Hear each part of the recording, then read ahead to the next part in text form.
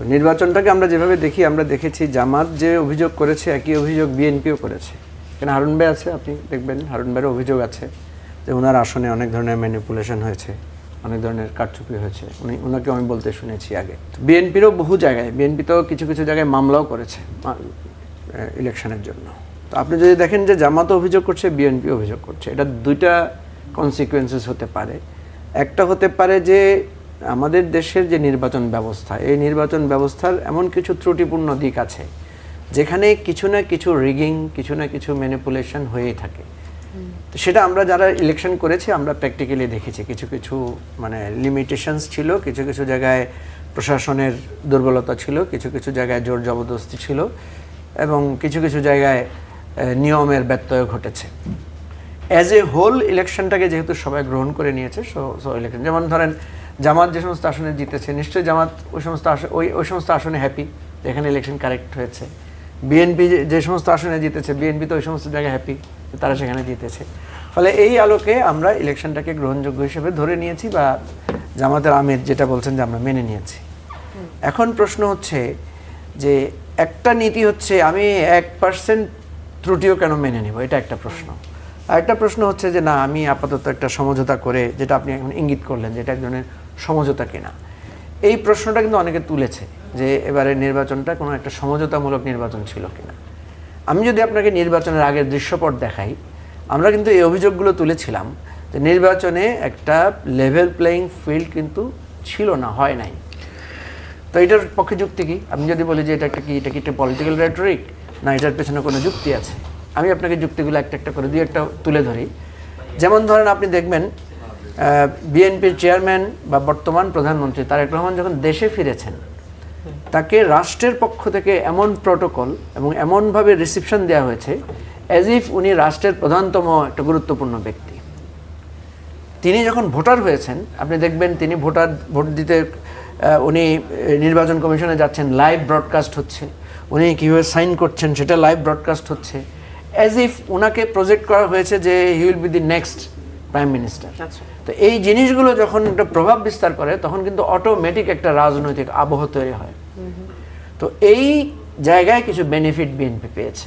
আমরা বারবার একটা জিনিস বলার চেষ্টা করেছি যে প্রশাসন যদি বুঝে যে ইনি আগামীতে এমপি হতে যাচ্ছেন বা ইনি আগামীতে প্রধানমন্ত্রী হতে চাচ্ছেন, তখন প্রশাসন কিন্তু ভয় পায়, তখন সরকারি দলের লোকদের ধমক হুমকি নানা ধরনের বিষয় চলে। আমার নির্বাচনী এলাকায় একটা ছোট্ট উদাহরণ দিলে আপনি এটা বিষয়টা ভালো করে বুঝবেন। আমার একটা ডিজিটাল ক্যাম্পেইনের জন্য আমরা একটা ক্যারাভ্যান বের করেছিলাম। তো ক্যারাভ্যানটা পাবলিসিটিতে যাওয়ার 2 ঘন্টার মধ্যে আপনার ম্যাজিস্ট্রেট ওটাকে আটকিয়ে ওটাকে জরিমানা করেছে এবং ওটাকে সিজ করে নিয়েছে, বলছে ন, এই ধরনের ডিজিটাল ক্যারাভ্যান আমাদের নির্বাচনী আইনের ব্যত্যয়। ঠিক আছে? তা আমাকে প্রায় 40,000 টাকা জরিমানা করেছে এবং আমার একটা লোককে অ্যারেস্ট করে ফেলেছে যে ক্যারাভ্যানের যে দায়িত্বে ছিল তাকে। পরে আমি যখন রিটার্নিং অফিসারকে চ্যালেঞ্জ করলাম, আমি বললাম যে বিএনপির প্রার্থীও তো এই ধরনের ক্যারাভ্যান বের করেছে, তো সুতরাং আপনি শুধু আমাকে জরিমানা করলেন, তাহলে বিএনপির প্রার্থী বিএনপির গাড়িটাকেও জরিমানা করেন। উনি আমাকে বললেন যে বিএনপি যে বের করেছে এর প্রমাণ কি? তো আমি ওনাকে প্রমাণ দেখালাম, ডিজিটাল ছবি, তারপরে ভিডিও দেখালাম। উনি তখন দেখানোর পরে করলেন কি, বললেন যে ঠিক আছে, তাইলে আপনি আপনার টাকা ছেড়ে দিলাম, আমার 40,000 টাকা জরিমানা আমাকে ফেরত দিল। অ্যাজ ইফ মনে হচ্ছে যে উনি আমার সাথে ন্যায় বিচার করলেন, কিন্তু দেখেন উনি বিচারটা করলেন কিসের প্রেক্ষিতে?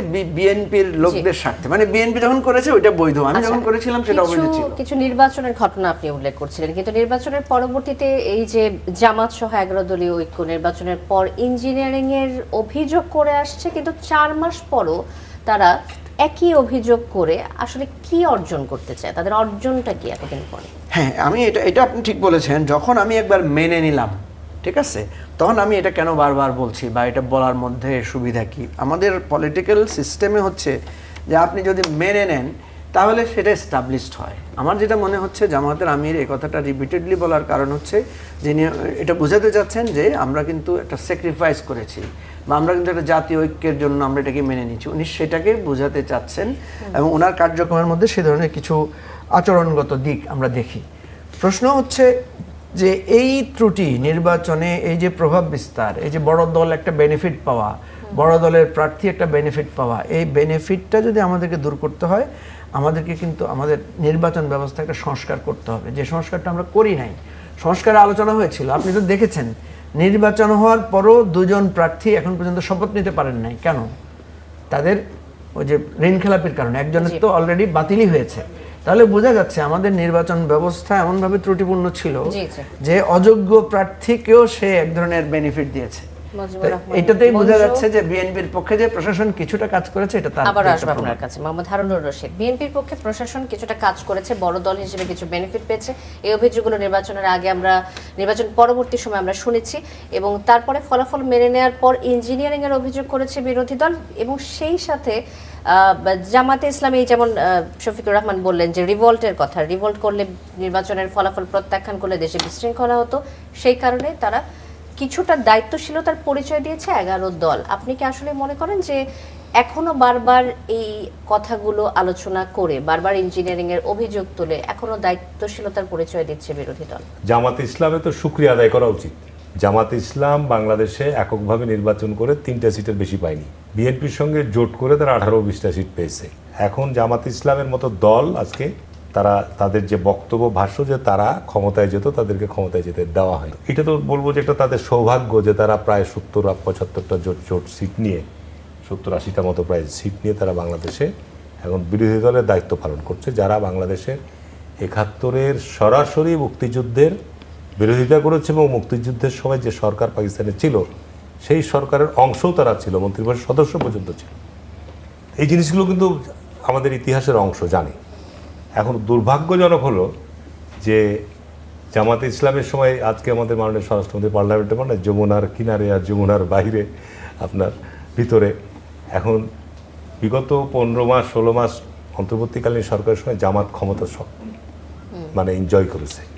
বিভিন্ন গুরুত্বপূর্ণ পদ পদবিতে তাদের লোকরা সে দায়িত্ব পালন করেছে। ডিসি বলেন, ক্যাবিনেট সেক্রেটারি বলেন, সচিবালয়ের গুরুত্বপূর্ণ সেক্রেটারিয়েটের বিভিন্ন পদগুলো বলেন, তারা অন্য কথা বলেন। শফিকুর রহমান আজও যে কথাটা বলেছেন, বিষয়টা হচ্ছে আমি আপনাকে যেটা বলি, যেটা আমাদের যেটা আমাকে মঞ্জু ভাই যেটা বলছে, ধরুন আমার ওখানে আমি জামাতের সাথে আজকে 5 টাইমস ভোট করেছি।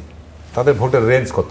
আমি 91 থেকে ভোট করে আসছি 40,000 থেকে। গত নির্বাচনে এখন যে এমপি, গত নির্বাচনে সে ভোট পেয়েছে 60,000, 59 পয়েন্ট সামথিং। এই নির্বাচনে সে 1,60,000।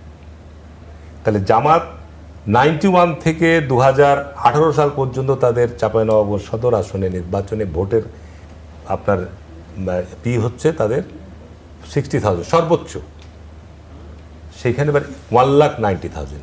তাহলে এই যে 1,30,000 ভোট কোত্থেকে আসলো? আমার ভোট কিন্তু কমেনি। আমি 18 সালে যে ভোট পেয়েছি, আমি এই 2026 সালের ভোটও সেই ভোট পাইছি। ঠিক আছে? তাহলে এখানে তো আওয়ামী লীগের আপনার 100% লোক ভোট দিতে যায়নি, সারা বাংলাদেশে কোথাও যায়নি। আওয়ামী লীগের লোক কিছু পার্সেন্টেজ ভোট গিয়েছে, তারা বিএনপিকেও ভোট দিয়েছে, জামাত ইসলামকেও ভোট দিয়েছে। তাহলে ইঞ্জিনিয়ারিংয়ের কথা যদি বলতে হয় তো আমাদেরকেই বলতে হবে। চাঁপাইনবাবগঞ্জে 3টা নির্বাচনী 3টা সিটে জামাত একমাত্র আমার ওখানে সিটে এরশাদের সময় আতাতের নির্বাচনে একটা সিট পেয়েছিল। এই 50 বছরের হিস্ট্রিতে তারা চাঁপাইনবাবগঞ্জ জেলাতে একটি সিটও পায়নি, এবার 3টা সিট পেয়েছে। এদিকে আপনি জুলাই সনদের কথা বলছেন, তাহলে জামাত নিশ্চয়ই তাহলে আওয়ামী লীগের সাথে তাদের ইন্টারনাল আতাত ছিল। আজকে এসব বড় বড় কথা না বলে আজকে উনি বলছেন যে পার্লামেন্টে না গেলে, সংসদে না গেলে দেশ হট্টগোল হতো। অবশ্যই আজকে নির্বাচন না হলে, যদি ইউনূস সরকার নির্বাচনকে বিলম্বিত করার খুশিতে ছিল, এই বিভিন্ন আপনার সংস্কারের নাম করে তিনি দীর্ঘায়িত করেছেন, মব কালচার তৈরি হয়েছিল, দেশে কোনো আইনের শাসন ছিল না, আপনার যা ইচ্ছা তাই চলেছে, পুলিশ প্রশাসন কেউ আপনার সঠিকভাবে মাঠে কাজ করতে সাহস পায়নি, এবং এর নেতৃত্বই ছিল তখন জামাত ইসলাম। আমি ডাইরেক্ট বলছি আপনাকে, সারা দেশেই। এবং আমরা দেশটা যেন একটা রসাতলে না যায় তার চেষ্টা করেছি। অবশ্যই যদি আজকে নির্বাচন না হতো, দেশের ভবিষ্যৎ কী হতো বলতে পারবো না, দেশ কোথায় যেত বলতে পারবো না। নির্বাচনের পরে জামাত ইসলাম যদি পার্লামেন্টে না যেত, তাহলে দেশের জায়গাটা কোথায় যেত সেটা আমরা। নির্বাচনে আপনি তো বিএনপির মনোনীত প্রার্থী ছিলেন, আরো কথা বলেছেন। আরেকটা বিষয় নিয়ে আসে, জামাতের প্রার্থীর কাছে আপনি হেরেছেন 26 নির্বাচনে। তো আপনাদের দলের অনেকেই দেখা যায় ইঞ্জিনিয়ারিং এর অভিযোগ আপনারাও তোলেন, জামাতের প্রার্থীরাও ইঞ্জিনিয়ারিং এর অভিযোগ তোলে। এই দুই দলের ইঞ্জিনিয়ারিং এর আসলে পার্থক্য দেখেন। আমি কিন্তু ডক্টর শফিকুর রহমান দলের প্রধান না, আমি আমার ইন্ডিভিজুয়াল আমার নির্বাচনী এলাকার কথাটা বলতে পারছি, স্ট্যাটিস্টিক্যালি বলতে পারছি যে জামাত ইসলাম 91 থেকে 2018 পর্যন্ত আমার সঙ্গে প্রতিদ্বন্দ্বী ছিল। তারা এই ভোট পেয়েছে। আর 2026 সালেও আমার সঙ্গে প্রতিদ্বন্দ্বী ছিল, তাদের ভোটের এই ভোট পেয়েছে। মাঝখানে একটা বিষয় হচ্ছে 2026-এ আওয়ামী লীগ বা তাদের জোট নাই, অন্যান্য সময় আওয়ামী লীগও নির্বাচনে আপনার অংশগ্রহণ করেছে।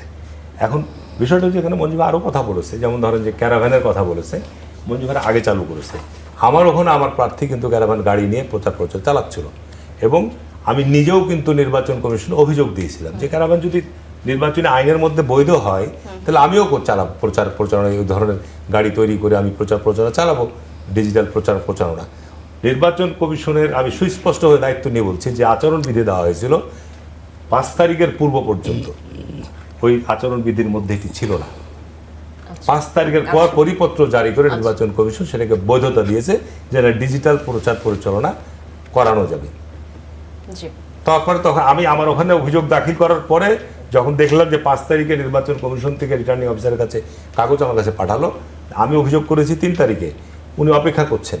এর মধ্যে দেখলাম যে নির্বাচন কমিশন থেকে আপনার পরিপত্র জারি হলো নতুন করে, যে ক্যারাভ্যান দিয়ে আপনার প্রচার তখন তার আইন যখন করে তখন তার আপনি নির্বাচন কমিশনের বিধান কিছু বলার থাকে না। তো এই ধরনের কিছু বিষয় আছে যেগুলো নিয়ে মঞ্জু ভাই যেটা বলেছে যে আমাদের দেশে গণতান্ত্রিক চর্চাটা এখনও একেবারেই বলবো শিশু পর্যায়ে আছে, আপনি ধৈর্য ধরতে হবে। গণতান্ত্রিক চর্চার জায়গা যদি আমি বিরোধী দল সমালোচনা করবেই, সরকারি দল আপনার যারা আছে দায়িত্বে তারা সমালোচনা জবাব দিবে, ধৈর্য ধারণ করতে হবে। এটা আমাদের দেশে এই যদি কালচারটা আমরা তৈরি করতে পারি, আমরা যদি এগিয়ে যেতে পারি। এখন আমরা বিরোধী দলে আছি 220টা সিট নিয়ে, আগামী দিনে 250টা হতে পারে। জামাতে ইসলাম এখন 80টা সিট নিয়েছে, তারাও বাড়তে পারে। আসবো আপনার কাছে মোহাম্মদ হারুনুর রশিদ, রাজিকুজ্জামান রতন, আপনার কাছে আসতে চাই। যে দুজনের কথা শুনছিলাম আমরা, পাল্টাপাল্টি অভিযোগ আমরা দেখি একদল আরেক দলের প্রতি। জামাত ইসলাম যে অভিযোগগুলো বারবার করে আসছে এবং সেই সাথে বিএনপিরও ইঞ্জিনিয়ারিং এর অভিযোগ রয়েছে, আবার জামাতের পক্ষ থেকে বলা হচ্ছে, শফিকুর রহমান বলছেন যে অন্তর্বর্তীকালীন সরকার তারাও আসলে বিএনপিকে ক্ষমতায় বসানোর জন্য নিরপেক্ষ ছিল না, দল নিরপেক্ষ থাকতে পারেনি, তারা সুবিধা দিয়েছে একটি দলকে। সবকিছু মিলিয়ে যে পাল্টাপাল্টি অভিযোগ, এ বিষয়ে আপনার মন্তব্য জানতে চাই। এক অদ্ভুত সমস্যার মধ্যে পড়ে গেলাম যে খেলোয়াড় দুই পক্ষই বলছে যে খেলাটা ঠিক হয় নাই, তারপরেও বলছে খেলাটা চলবেই না। তো এক পক্ষের না হয় অভিযোগ থাকতে পারে, দুই পক্ষই অভিযোগ করছে পরস্পরের বিরুদ্ধে। তা এখন আম্পায়ারের উচিত কী ছিল? নির্বাচন কমিশনের উচিত এখন দুইজনের কথাটা যদি ঠিক হয়, মানে যদি খারাপ ভাষায় বলি, দুইজনেই যদি বলে তুমি খারাপ, ও বলছে তুমিও খারাপ, তার মানে দর্শক বুঝবে যে দুইজনেই খারাপ। তো এই জায়গায় কেন রাজনীতিটাকে ঠেলে দিলেন? এক। 2 নম্বর, রিভোল্ট করার কথা ছিল, রিভোল্ট করিনি। তো রিভোল্টের বিপরীতটা কি? সারেন্ডার। সারেন্ডার মানুষ কেন করে? হয় ভয়ে করে, অথবা কখনো কখনো সুবিধায় করে, আত্মসমর্পণ করে অথবা আত্মবিক্রয় করে। তাহলে রিভোল্ট না করে তাহলে তারা কি করেছেন? সারেন্ডার করেছেন, সাবমিট করেছেন, নাকি সেলফ ডিসেপশন করেছেন? এই প্রশ্নগুলো যদি আসে, এখন এই কথাগুলো বলার মধ্য দিয়ে আসলে একটা পলিটিক্যাল রেটরিক, একটা উত্তেজনা জিইয়ে রাখা এই অর্থে যে যদি মানুষ মানে বিরোধী দল বেশি চাপাচাপি করে সরকারি দল বিরোধী দলের উপরে, বিরোধী দল বলবে আমরা কিন্তু তাহলে মাঠ গরম করব, আমরা রাস্তায় নামবো, তাহলে রাস্তায় নেমো না। এই যে রাজনীতির উপরের স্তরে বিতর্ক, নিচের স্তরে নেগোসিয়েশন, এইটা কিন্তু রাজনীতির আসলে মূল ভিত্তিটাকে নষ্ট করে দেয়। আমরা না এরকম শুনেছি যে জান যাবে কিন্তু নীতি বিসর্জন দেওয়া যাবে না।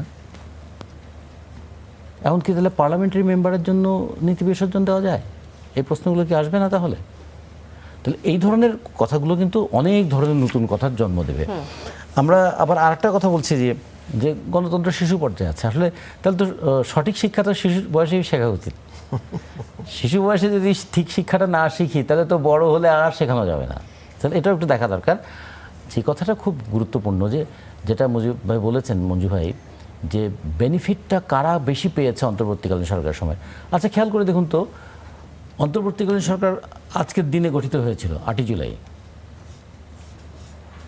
সরি 8ই আগস্ট, হ্যাঁ ঠিক আছে, 1 মাস পরে। তাহলে জুলাই মাসে একটা উত্তাল সময়। এই উত্তাল সময়ে সবাই নাম দিয়েছিল কি? বৈষম্য বিরোধী ছাত্র আন্দোলন। এবং শ্রমিকরাও তখন রাস্তায় নামছে বৈষম্য বিরোধী আন্দোলন, সবাই রাস্তায় নামছে বৈষম্য বিরোধী আন্দোলন। তো কথাটা ছিল বৈষম্যের বিরুদ্ধে লড়াই। সেই সময় কি কোনো নির্দিষ্ট দলের নাম সামনে ছিল না, কিন্তু নির্দিষ্ট একটা দল প্রতিপক্ষ হিসেবে ছিল, মানে যারা রাষ্ট্র ক্ষমতায় ছিলেন তারা প্রতিপক্ষ হিসেবে ছিলেন।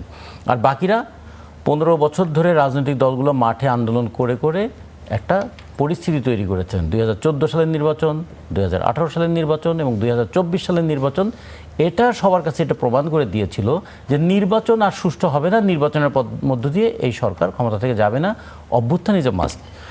তাহলে এই অভ্যুত্থানটা কবে হবে সেটা নিয়ে সময়ের হয়তো দিনক্ষণ গণনার বিষয় ছিল, কিন্তু অভ্যুত্থান ছাড়া ওই সরকারকে ক্ষমতা থেকে সরানো যাবে না।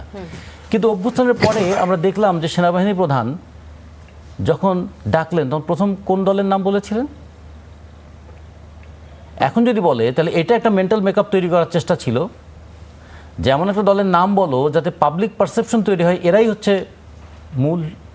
আচ্ছা, তাহলে যদি এরকম হয়, জনসাধারণকে ওদিকে ধাবিত করার জন্য বা তাদের হতে পারে এরকম মনে হচ্ছে আপনার না, যদি এরকম হয় যে কোনো একটা বিশেষ দলকে বিশেষ প্রোটোকল দেওয়ার মধ্যে দিয়ে পাবলিক পারসেপশন তৈরি হয়, তাহলে ওটার মধ্যে দিয়ে একটা পারসেপশন তৈরি হয়েছে। মানে আলটিমেটলি পারসেপশনটা তৈরি হলো কি, যে ভাগাভাগি হবে এই দুই দলের মধ্যে। আচ্ছা, মানুষকে ভাগ করে দাও, নীতির পক্ষে নয় দলের পক্ষে ভাগ করে দাও। এবং যে কারণে নির্বাচন যখন হলো কেউই আর কোনো নীতি মানতে চাইলেন না। এবং সবচেয়ে বড় কথা, হলফনামায় যে কথাগুলো হলফ করে বললেন সেগুলো যদি যাচাই করে দেখবেন যে কত মিথ্যা সেখানে উল্লেখ করা হয়েছে। কই, সেগুলো নিয়ে তো কোনো কথা হচ্ছে না। আমরা একটা নীতি প্রতিষ্ঠা করতে চাই। আচ্ছা, পার্লামেন্টে গত পারফরমেন্সটা আমরা কি দেখলাম? বাজেট অধিবেশনের সময় বাজেটের বিষয় নিয়ে ডিবেট হওয়ার কথা ছিল, সেখানে বাজেট ছাড়া বাকি সব বিষয়ে তো আলোচনা হয়েছে, কিন্তু বাজেটটাই আলোচনা হয়নি। এবং আমাদের ইতিহাসে এই প্রথম বিরোধী দল সরকারি দল একমত হয়ে গেছেন, এখন আবার রিভোল্টের কথা বলছেন। তাহলে এগুলো মানুষের কাছে কি মেসেজ দেয়? তার মানে কি রাজনীতি মানে এইরকম যে আমি এখানে একরকম কথা বলে গিয়ে আর এক জায়গায় আর একরকম কথা বলতে পারবো? তাহলে যখন যেমন তখন তেমন বলার রাজনীতি যদি তৈরি হয়, মানুষের মধ্যে ডেমোক্রেটিক মূল্যবোধটা তৈরি হবে বলেন?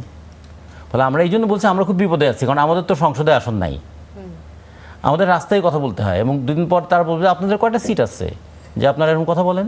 ফলে আমাদের জন্য আরও বিপজ্জনক হয়েছে, যাদের আসন আছে তাদের বক্তব্য আর যারা রাস্তায় আছে তাদের দাবিটাকে উপেক্ষা করার জন্য যে কোনো মুহূর্তে তাচ্ছিল্য করার একটা সুবিধা তৈরি হয়ে যায়।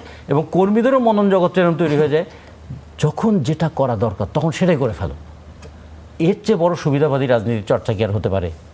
ধন্যবাদ রাজিকুজ্জামান রতন। মুজিবুর রহমান মঞ্জু, আমি রাজিকুজ্জামান রতনের কথা থেকে যেটি পেলাম যে একটি ফ্যাসিস্ট দল নেমে যাওয়ার পরে আসলে বাকি দুই দলই কিছুটা সুবিধাভোগী হয়ে উঠেছিল কিনা, যে ভাগাভাগির একটা রাজনীতি আমরা দেখলাম যে ঠিক আছে মিলেমিশে দেশটাকে এগিয়ে নিয়ে যাব। আপনাদের অনেক ধরনের অভিযোগ বিরোধী দলের থাকা সত্ত্বেও দেখি যে আসল যে অভিযোগগুলো সেটা অনেক সময় সংসদে প্রস্তাব করা হয় না, বা যেগুলো নিয়ে কথা বলার কথা সেটা বলা হয় না। এটি কেন?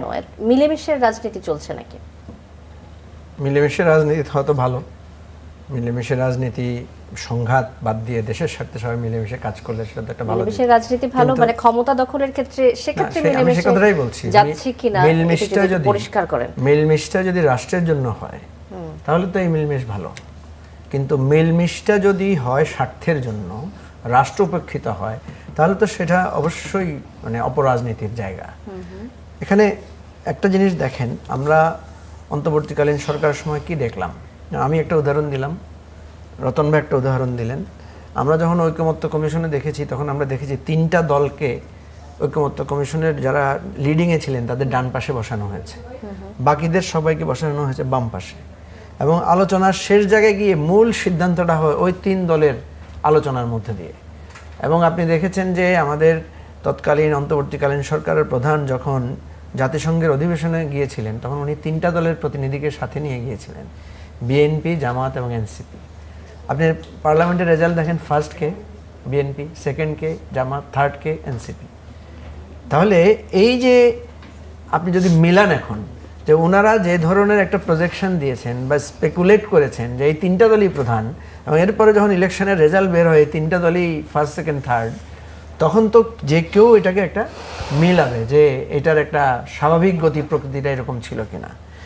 তো এখানে একটা বিষয় আমি আপনাকে বলি, যেহেতু বিএনপি, জামাত, এনসিপি বা বিরোধী দলে আরো অন্যান্য দল মিলে যারা আছেন, ওনারা সবাই কিন্তু এই 15 বছর বা গত জুলাই অভ্যুত্থানে সবাই একসাথে ছিলেন, একসাথে আন্দোলন করেছেন, এবং এই আন্দোলনের সময় তাদের মধ্যে কিন্তু কোনো বিভেদ ছিল না। এবং সে আন্দোলনের মূল লক্ষ্যটা ছিল রাষ্ট্র সংস্কার, সে আন্দোলনের মূল লক্ষ্য ছিল ফ্যাসিবাদের পতন, সে আন্দোলনের মূল লক্ষ্য ছিল যে একটা নির্বাচন। আচ্ছা, ঠিক আছে। এখন তাদের মধ্যে যে বিরোধ হচ্ছে, যেমন আমাদের মধ্যে এই ঐক্যটার প্রথম ফাটল ধরেছে কোথায়?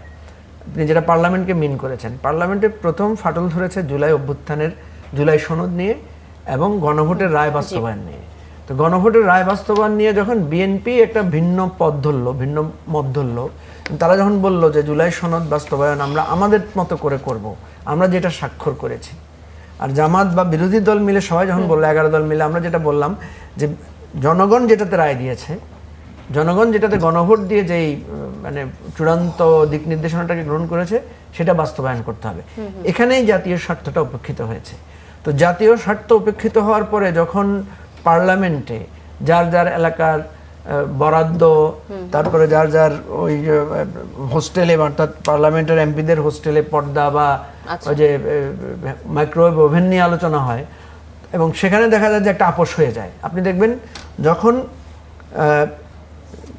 পার্লামেন্টের মেম্বারদের জন্য উপজেলায় একটা অফিস আর গাড়ি সাপোর্ট দিতে হবে, এই কথা যখন দাবি উত্থাপিত হয়েছে, তখন কিন্তু সরকারি দল বিরোধী দল সব একমত।